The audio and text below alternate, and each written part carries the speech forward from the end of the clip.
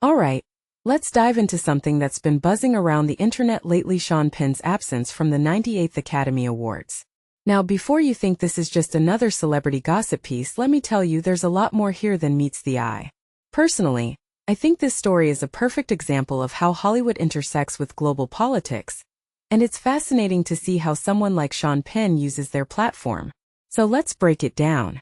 First off, the hook. Sean Penn wins Best Supporting Actor for his role in one battle after another, but he's nowhere to be found at the Oscars. Instead, Kieran Culkin steps up to accept the award on his behalf, dropping a line that's both cryptic and intriguing. Sean Penn couldn't be here this evening or didn't want to. That right there is the kind of ambiguity that gets people talking. But here's where it gets interesting. It wasn't just a scheduling conflict or a snub.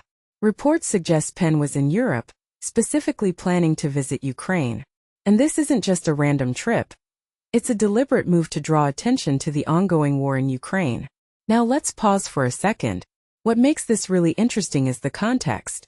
In 2022, Penn had already made it clear that he would boycott the Oscars if the Academy didn't allow Ukrainian President Volodymyr Zelensky to speak during the ceremony. He even went on CNN to say, "I will smelt mine in public if the Academy didn't step up."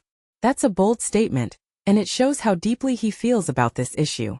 But here's the thing. The Oscars didn't allow Zelensky to speak. And that, in my opinion, was the tipping point for Penn.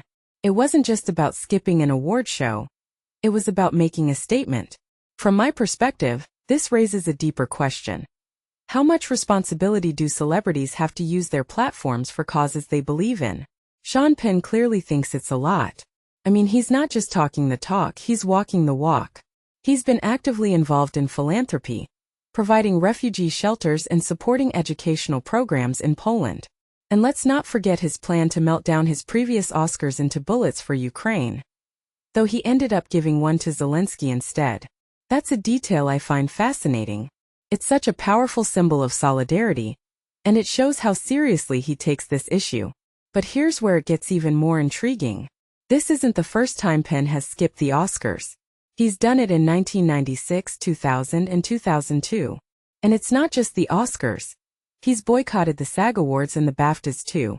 What this really suggests is that Penn has a pattern of using his absence as a form of protest. It's not just about him. It's about the message he's sending. And that's what many people don't realize. It's easy to write it off as a diva move, but if you take a step back and think about it, he's leveraging his celebrity in a way that forces people to pay attention to issues that matter. Now let's talk about the broader implications. Hollywood has always been a place where politics and entertainment collide, but Penn's actions highlight a shift.